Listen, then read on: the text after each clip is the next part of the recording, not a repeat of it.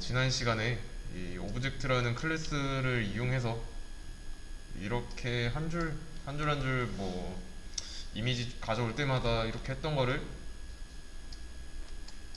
클래스로 묶어줬죠. 그래서 클래스를 이용해서 이런 식으로 했습니다. 이제 비교를 위해서 이거 전에 클래스 도입하기 전에 코드는 좀 남겨두도록 하겠습니다. 이때는 보시면은 좀 변수를 하나하나 다 만들고 있어요. 그리고 이제 그 모든 데이터가 들어있고요. 이거를 이제 클래스를 이용해서 설계도를 만들었죠. 이런 부분 아니면 뭐 이런 부분, 여기는 뭐 스케일 다시 체인지 사이즈에다가 담았죠. 그러면 이제 나머지 이미지도 이런 오브젝트 클래스라는 설계도대로만 움직이면 추가 완료한 겁니다. 그런데 이제 클래스로 바꾸고 난 뒤랑 그 클래스를 쓰기 전 비교를 해보자면 이 줄수는 똑같아요. 그렇죠? 그러면 이 클래스 왜 뭐 한 의미가 있나 이런 의문이 들 수 있습니다. 지금 클래스 이용해서 한 부분, 여기 이 부분이랑 그리고 안 쓴 부분, 여기 차이 있습니다. 이거를 좀 그림으로 설명해 드리자면, 그 항구 예시 기억나시죠? 항구 예시, 여기 아마 이게 항구가 있었고, 여기 요게 바다, 이게 배라고 할게요. 배라고 했을 때 여기에 사각형, 뭐 상자 같은 게 있었습니다.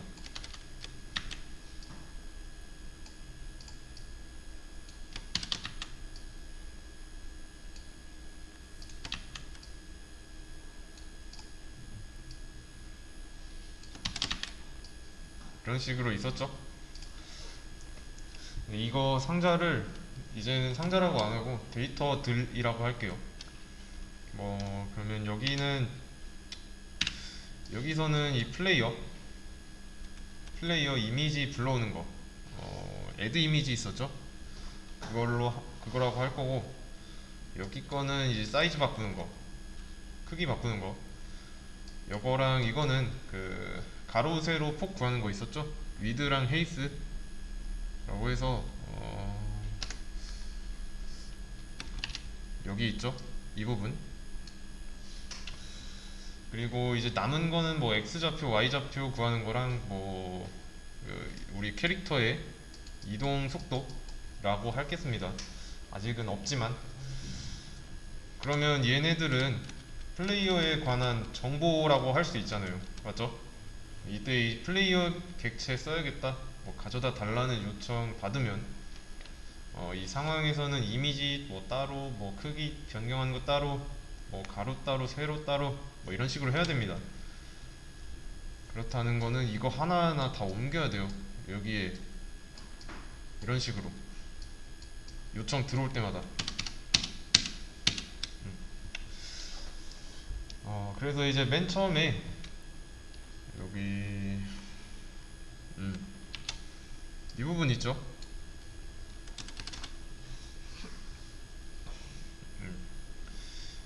아니면 이제 이 부분, 이제 여기서 이제 변수에 각각 뭐 좌표를 따로 담았어요. 맞죠? 그 좌표를 담은 변수를 이제 전사 작업할 때 이런 식으로 주고 그랬는데, 어, 지금은 좀 클래스를 씀으로써 상황이 많이 달라졌죠. 지금 이 상황에서는 이렇게 따로따로 묶는 기술 없이 쓴 겁니다. 클래스를 도입하기 전에. 그러면 이제 클래스를 사용한 경우는 이런 식으로 묶어준 거죠. 이렇게요. 클래스라는 게 이 객체 일환으로 이 공통된 것들끼리 공통된 속성을 공유하는 것들끼리 묶는 기술이었죠. 그러면 지금 이 클래스를 도입한 상황, 오브젝트라는 걸 담은 상황이 이 상황이에요. 달라고 하면은 이제 이거 통째로 주면 되죠. 이렇게. 이게 훨씬 좋은 방법입니다. 클래스로 묶는 것도 맞는 상황일 때 해야 되고요. 그래서 이제 원래 있던 변수에 따로따로 저장하고 이 바꾸고 했던 요소를 클래스 안에 뭐 생성자랑 메서드 이런 거로 대체한 겁니다. 이렇게 함으로써 따로따로 움직이는 게 아니라 이 오브젝트라면 근데 여기서 말하는 오브젝트가 그 자바에서의 오브젝트가 아니에요. 자바에서의 오브젝트는 최상위 클래스라고 해서 모든 타입의 조상격인 애들인데 애들이 아니라 주상격인 타입인데 여기는 파이썬이니까 단순하게 클래스 이름으로 생각하셔야 돼요. 얘는 우리 코드에서 게임에 나오는 객체인 거고 이거를 하나하나 묶은 거죠. 이 묶은 이름이 오브젝트인 거고. 그러면 이 이닛이라고 불리는 이 생성자는 왜 썼을까요?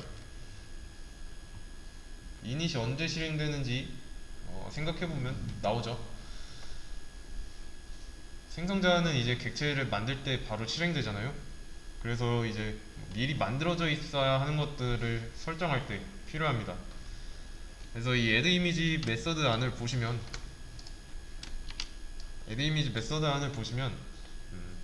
뭐 이게 png가 맞냐 아니냐 이거를 뭐 경으로 나눠서 처리하고 있고요. 여기서 보시면 getSize 있죠. getSize는 뭐 이미지의 가로 세로를 알기 위해서 넣은 건데 어차피 여기 change size에서 바꾼 뒤에 뭐 다시 저장할 거니까 요거는 필요 없습니다. 그래서 지워줘도 돼요. 우리는 이제 크기를 바꾼 뒤에 이미지의 가로 세로만 알면 됩니다. 여기서 처음에 가로 세로는 몰라도 되고요. 그래서 이제 이미지를 불러오는 건 add 이미지의 역할이고 이제 change size는 만들기 전에 이 트랜스폼 있죠. 트랜스폼을 직접 했다면 이 만든 뒤에는 해당 메서드 안에서 가져온 매개 변수 받아온 인자를 매개 변수에다가 넣어서 이용하는 겁니다. 외부에서 인자 두 개를 넘겨주면 add 이미지 실행하고 나서 이 가져온 이미지를 외부에서 받아온 인자 값으로 가로 세로를 바꾸는 겁니다. 자, 그래서 이 self.image가 이미지가 add 이미지에서 가져온 이미지죠. 이해되시죠?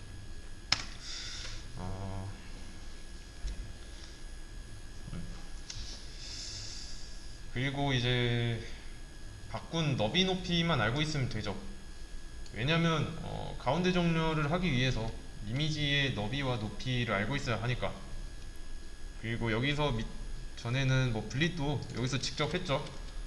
근데 이게 아니라 이 show라는 함수, show라는 메서드를 통해서 스케일을 가공하고 그 가공한 이미지를 이용하고 또 전에는 이제 좌표값을 직접 넘겨줬다면 여기서는 이제 셀프의 의미를 알 필요가 있습니다.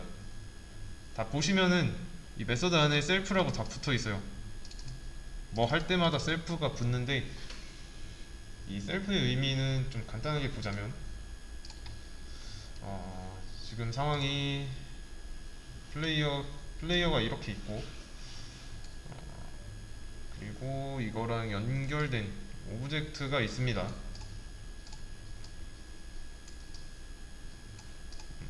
얘는 플레이어라고 써주고 얘는 객체라고 써줄게요. 그리고 이 오브젝트 안에는 변수가 두 개 있죠. self.x랑 self.y.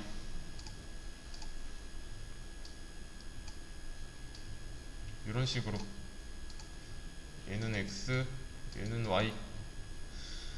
그리고 이 안에는 값이 0으로 들어있고요. 0은 그냥 뭐 이렇게 이 정도로 쓸게요. 그리고 이제 안에는 메서드가 3개가 있네요. 메서드는 좀 다른 색으로 표시를 해줄게요. 이런 식으로 3개가 있습니다. 그리고 연결도 되어 있고요. 이 연결하는 거는 리모컨으로 되어 있는데, 이렇게 연결이 되어 있는 거는 이것 때문에 가능한 거죠.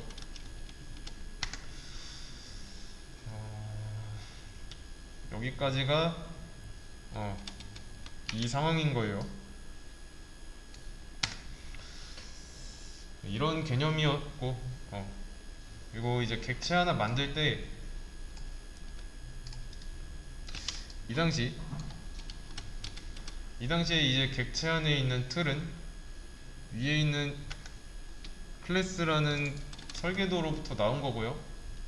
설계도대로 똑같이 나오고, 동시에 안에는 뭐 해당 객체를 컨트롤할 수 있는 뭐 이런 리모컨이 있는 거고, 이게 리모컨이죠. 이 리모컨을 복사해서 넣어주는 거니까 값이 하나만 들어가서 이 변수는 괜찮아요. 그래서 이 플레이어 변수 안에 있는 건 객체를 컨트롤할 수 있는 리모컨이고, 값이 이 리모컨 하나로 문제가 없고요. 이런 여러 개가 들어가는 게 아니니까. 그런데 여기서 보면은 객체 안에는 x랑 y 있고요. 이 add 이미지, 뭐 change size, 뭐 show 이렇게 있습니다. 이것도 add 이미지, change size, show가 있어요. 자, 그럼 여기서 셀프는 뭘까요?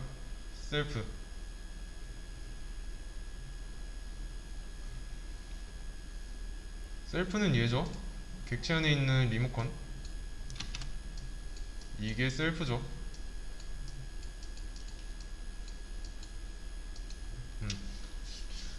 기억나시죠? 이거를 자바에서는 뭐 디스라고 불렀고, 이제 객체 내부의 리모컨을 파이썬에서는 셀프라고 합니다. 셀프. 그러면 이 플레이어랑 연결된 객체 입장에서 봤을 때 셀프는 요거죠.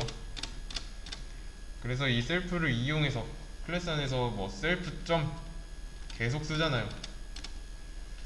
근데 이제 뭐 클래스 밖에서 이런 식으로 체인지 사이즈를 할 때는, 실행할 때 인자로 60이랑 80 가져다 주고요.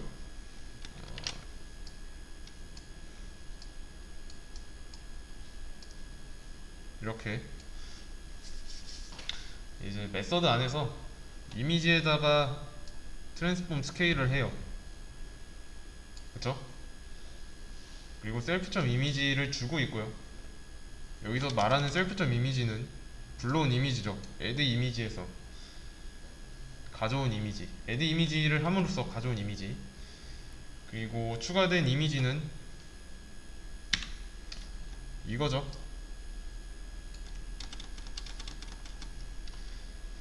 결과적으로는 이거예요.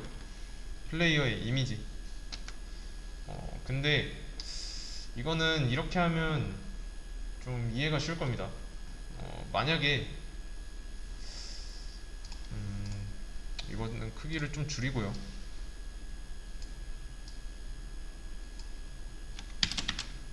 제가 적 객체를 추가했어요.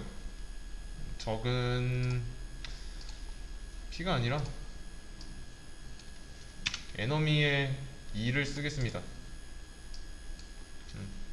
적 객체도 이렇게 연결이 되어 있죠. 새로 추가한 객체랑 이 연결된 변수, 각각 에너미, 객체, 그리고 얘네 둘이는 서로 다른 겁니다. 모양은 똑같죠.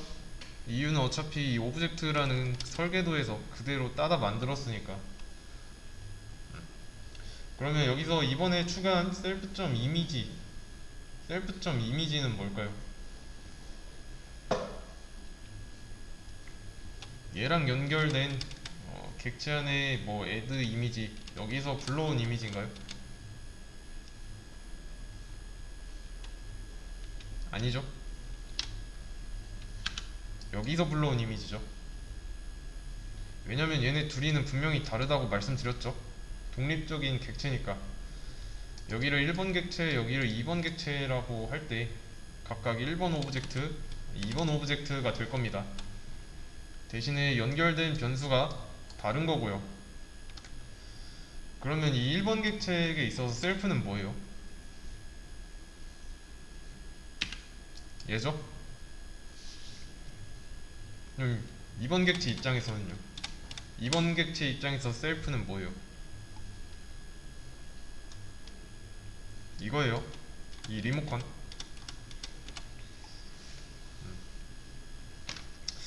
똑같이 셀프라고 썼어도 이 뭐가 주제인가에 따라서 대상이 달라질 수 있습니다. 지금 연결된 변수가 뭐고 누가 일을 하냐에 따라서 이 셀프의 정체가 바뀔 수도 있어요.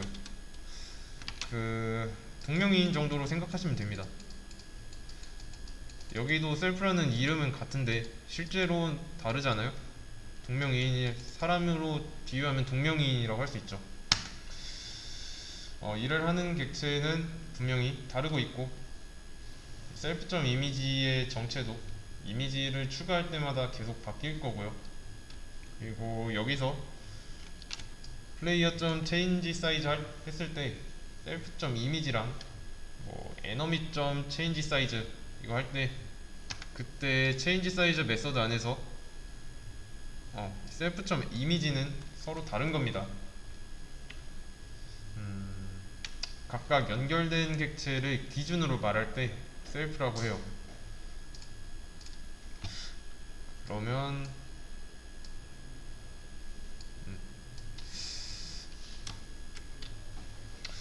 이제 편지를 쓰려고 할 때 플레이어에게 쓰려고 해요. 플레이어 님에게 그리고 적에게도 에너미에게도 쓰려고 합니다. 자, 그러면 오브젝트로 만든 객체가 굉장히 많아져서 이게 한두 개가 아니라고 할 때 이런 식으로 번호를 매겨서 얘는 3번, 얘는 4번, 5번, 6번이라고 하겠습니다. 여기 밑으로 쭉쭉쭉 있다고 할 때 편지를 다 써야 하는데 그러면 여기서 한 단어만 바꿔서 말이 되게 할 수 있습니다. 한 단어만 바꿔서 이 편지를 받는 입장에서 나한테 온 편지네 하고 넘어갈 수 있어요. 어떻게 해야 될까요?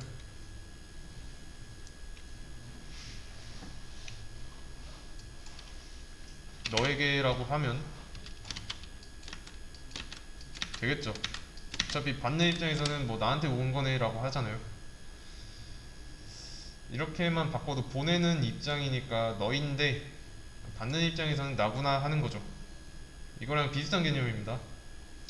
수신자가 다른 상황에서 너라고 가리키는 사람은 다 달라요. 근데 이 송신자 입장, 그러니까 보내는 사람 입장에서는 너는 한두 명이 아닌데 받는 사람은 나 혼자예요. 한 명. 자기 자신. 여기서 너가 셀프인 거고 여기까지 이제 해서 여기까지 해서 됐으면 실행을 해보는 겁니다. 문제가 없는지 확인해 보시고요. 그리고 이미지도 클래스로 처리를 했으니까 이거는 잠깐 지워둘게요. 좀 아마 여기 수업 페이지에 있어요. 그 콜앱으로 올려드린 거 있죠. 그거랑 뭐 필요하시면 거기서 보면 되고 그러면 이제 분릿 이것도 뭐 메서드로 있으니까 지울게요. 그럼 이제 해야 하는 거는 이미지를 이제 클래스로 불러오는 작업까지 했습니다. 해야 하는 거는 저기 나오게 된다면 그때를 생각해보면 좀 어려워집니다. 왜냐면 이 주인공이 해야 할 일을 끝내지 않았어요. 일단은 움직이지도 않고요. 제가 이거 키보드를 계속 누르고 있는데 움직이지 않아요. 방향키 누르면 움직이게 해야 되고. 그러면 이 움직이게 하려면 어떻게 해야 될까요?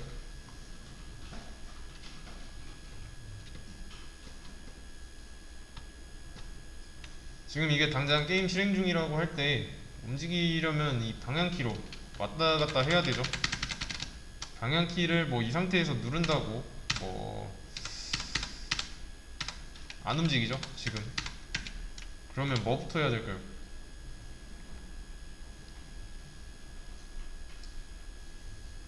방향키를 눌렀으면 누른 키를 인식해야죠.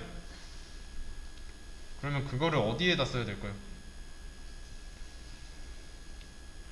방향키를 누른 경우는 입력한 경우죠.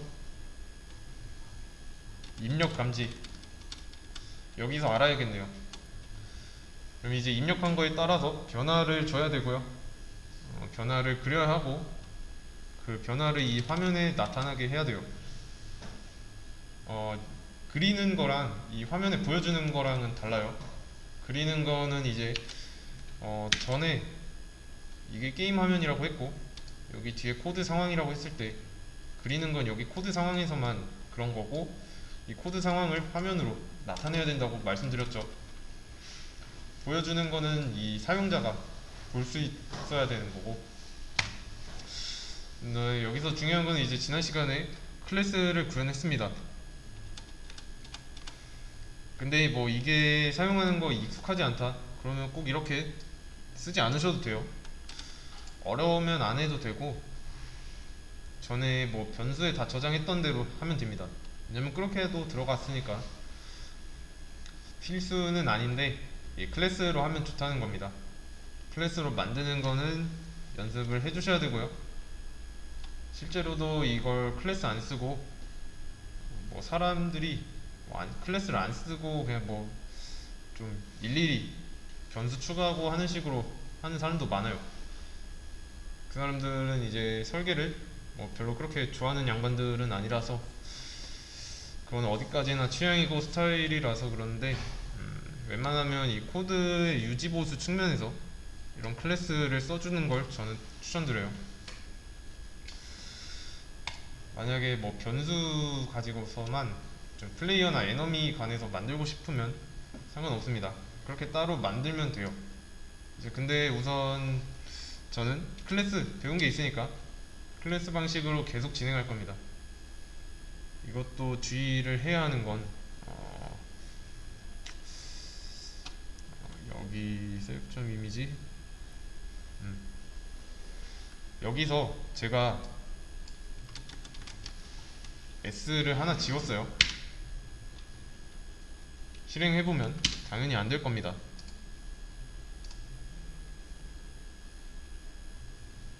안 되죠? 응답 없음 떠요. 어딘가에 오류가 있으니까 당연히 멈추는 겁니다. 그래서 오류 메시지를 보면은 네임 에러라고 나와요. 이런 거는 없다 라고. 이상한 부분 잘 바로 알려주니까 여기 이렇게 하이라이팅 되잖아요.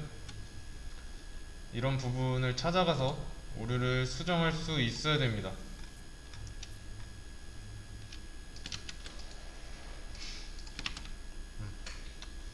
이런 부분 때문에 에러 메시지를 잘 봐야 되는 거고, 알려주는 오류 메시지도 이 문법에 관련된 부분에서 크게 벗어나진 않을 겁니다. 근데 이제 다른 라이브러리를 사용하는 데 있어서 그 라이브러리만의 에러가 있어요. 그거는 이제 그때그때 구글링 통해서 해결하면 되고요. 그러면 이제부터 더 복잡해집니다. 캐릭터뿐만 아니라 뭐 다른 이미지도 불러온 상태다 그러면 각각 따로따로 움직여야 돼요. 왜냐면 이 에너미가 이렇게 발생하는데 위에서 밑으로 내려온다고 할 때 이 플레이어 게임 사용자 입장에서 왼쪽 방향을 눌렀다고 얘네들도 똑같이 왼쪽으로 움직이면 안 되잖아요. 전부 다 뭐 그냥 그 제작자가 사용자를 좀 열받게 하려고 뭐 그렇게 한 거면 할 수 있는데 보통은 아니죠. 그러면 이제 주인공은 이 키보드 입력을 바탕으로 움직여야 됩니다. 캐릭터만 컨트롤하는 데 집중할 거예요. 근데 여기서 이 움직이는 이 조건을 거는 게 좀 힘들어요. 움직임을 제한하는 게 어려울 수 있습니다. 음.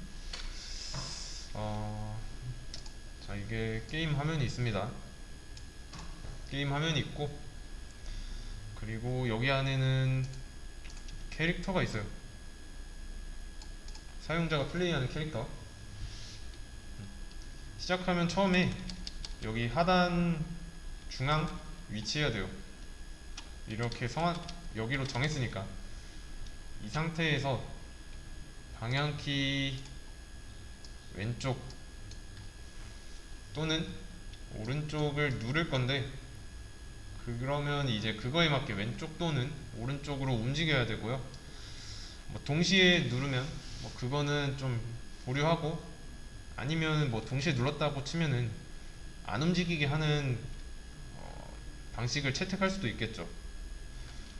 왜냐면은 왼쪽으로 가려는 움직임을 오른쪽으로 가려는 힘이 서로 상쇄해 주니까 뭐 그런 식으로 해도 되고.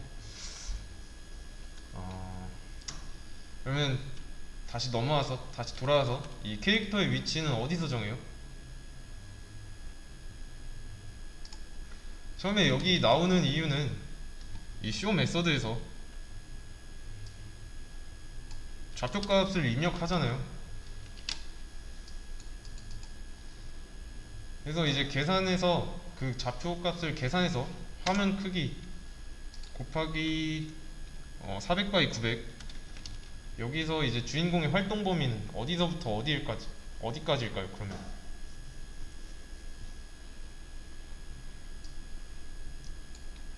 자, 주인공은 X축을 기준으로 움직입니다. 여기 화면 끝에서 끝까지 갈 수 있죠.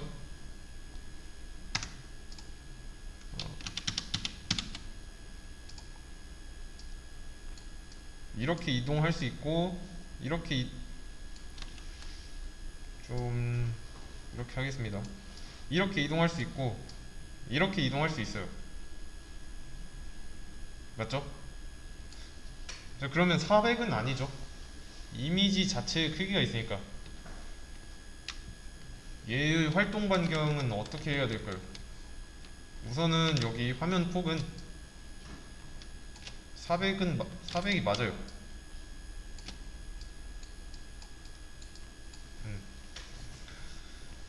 근데 이 캐릭터가 움직이는 범위는 이 400이 아니에요. 왜냐면 이 기준이 여기 상단 꼭지점이잖아요. 여기 왼쪽 상단 꼭지점이니까. 그러면 이 범위는 기준에 의해서 여기서부터 여기인데 이 가로폭만큼, 그래서 진짜로 가능한 부분은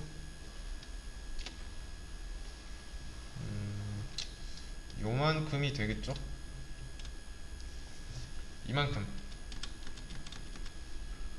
이만큼이 될 건데, 그러면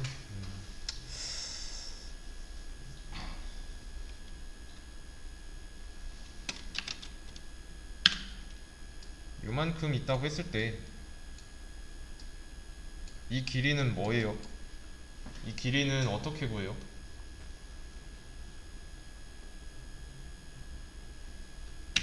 이 점이 여기 꼭지점이라고 생각해 보세요.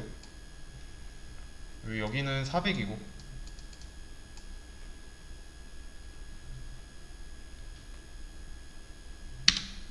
자, 이 길이는 여기의 가로폭 길이죠. 그러면 400에서 가로폭을 빼줘야 되죠. 캐릭터 크기에. 그리고 그 가로폭은 여기 안 나와 있네. 위드라고 할게요. 셀프.위드죠. 이미지의 너비만큼 빼줘야 됩니다. 그럼 여기서 하나 더 고려해야 하는 부분이 있는데, 음,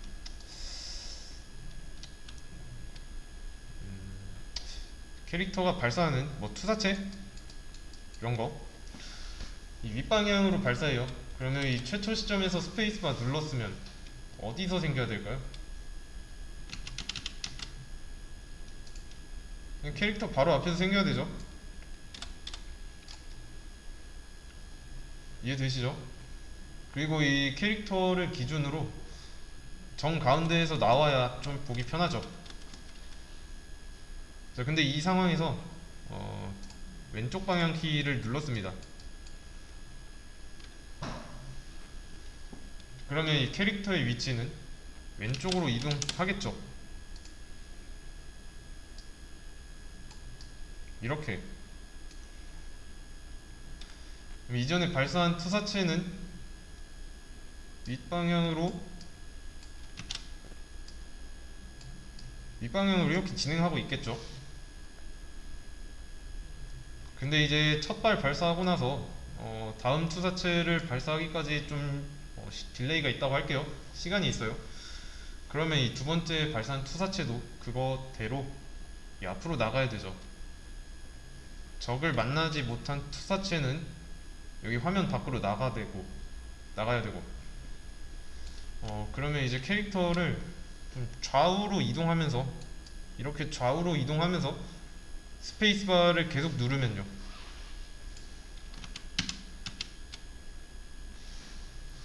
어떻게 될까요? 스페이스바 연타했어요. 자, 그러면 X축 선상에 또는 이제 여기 가로축에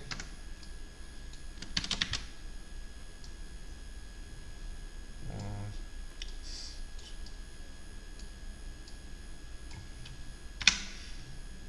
여기 이렇게 쭉 계단식으로 이렇게 생기겠죠? 왜냐면 제일 먼저 발사한 애들은 제일 앞에 있을 거니까. 음. 아니면 뭐 이 발사되는 이 시간이 좁을 경우는 좀 촘촘하게 생기거나 이제 그래서 보면 투사체가 계단처럼 보일 거고, 그러면 이제 시점 중에서 좀 제일 늦은 거는 캐릭터에 가장 가까운 거죠. 어쨌든 이제 제일 마지막에 발사된 투사체는 같이 묶여 있어야 돼요. 스페이스바를 누른 시점이니까. 그 시점부터 이제 캐릭터랑 투사체는 따로따로 해요. 왜냐면 처음에는 발사하자마자 묶여 있는 게 맞아요. 그러다가 이 방향키를 눌렀을 때도 묶여 있으면 이렇게 같이 이동을 하겠죠. 물론 이제 투사체는 이렇게 위로 올라간 상태겠지만, 그림을 상상해보면 투사체랑 캐릭터가 같은 선상에 놓여 있습니다. 이해되시나요? 그래서 고려해야 되는 게 좀 많은데, 심지어 나중에 뭐 적 비행기까지 나타난다면 얘네들도 좀 고려를 해야 돼요. 적 비행체는 이제 적 비행체가 위에서 아래로 떨어지고, 그리고 투사체는 밑에서 아래로 이동해야 되고, 밑에서 위로. 이제 캐릭터는 뭐 좌우로 움직여야 되는데 좀 복잡하죠? 이거 하나 하기도 좀 어려울 겁니다. 이게 좀 결과물로 보면은 상당히 좀 조악하긴 한데, 좀 적 비행도 좀 일정하게 규칙적으로 생기면 좀 별로고, 어쨌든 뭐 고려해야 하는 게 한두 가지가 아닙니다. 그러면 이것도 한번 생각해 보세요. 에너미들은 이 화면의 가로 세로를 따졌을 때 가로 방향 랜덤일까요? 세로 방향 랜덤일까요?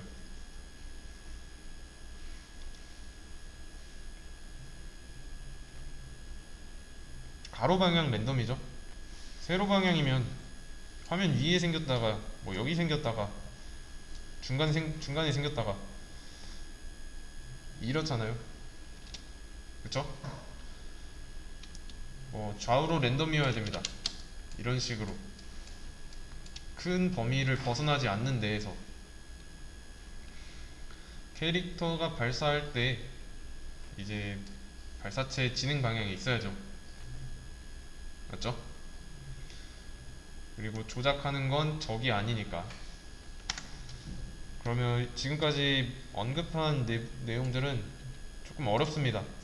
어려운 거는 나중으로 미루고 쉬운 거부터 할 거예요. 이 키보드 입력에 따른 주인공 위치 변화, 어차피 여기 게임 프레임은 정해져 있으니까 게임 크기랑 여기 프레임 60으로 설정해 놓은 거 있죠? 이거는 정해져 있으니까 건들 필요 없고요. 보면은 이 마우스 입력을 감지해서 끌 수 있는 상황을 부여했습니다. 이게 퀴신 거고, 얘가 자동으로 감지해요. 그에 따라서 이제 끌 때 시스템 엑시트의 값을 바꿨으니까 다시 while문으로 올라갔을 때 1이 0이랑 같다가 아니어서 거짓이라 탈출하는 거고. 그래서 이 이벤트를 한번 볼게요. 여기 이벤트, 그리고 여기 K는 0은 이제 필요 없으니까 지울 거고, 이것도 필요 없으니까 지우고요.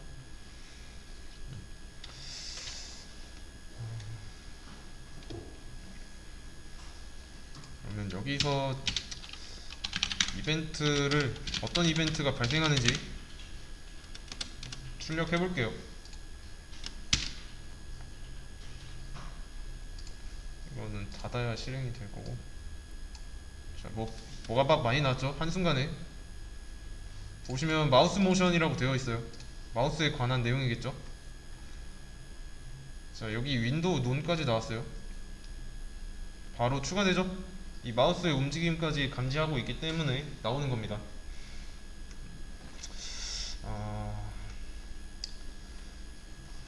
근데 그리고 이것도 보여드릴게요. 제가 이걸 끌게요. X 눌러서. 그러면 퀴 감지하고 그 사실을 알아서 끈 겁니다. 자, 근데 보시면 이제 화면 위에서 키보드 왼쪽 오른쪽을 눌러볼게요. 그러면 키 업다운이 나오죠. 이런 식으로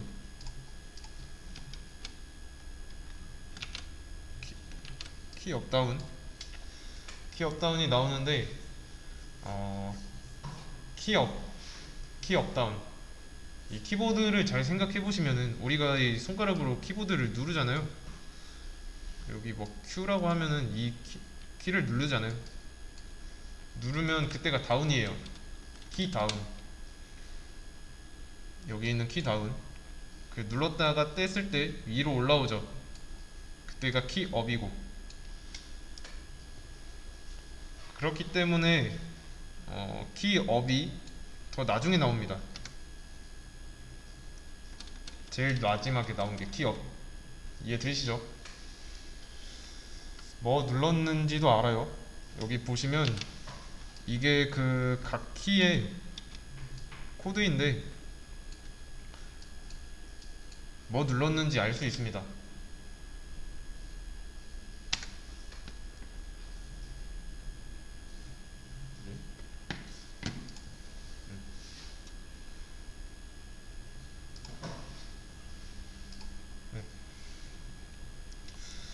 이 프로그램이 알기로는 이 어떤 해당 키의 키값이 이렇게 설정되어 있는 거예요.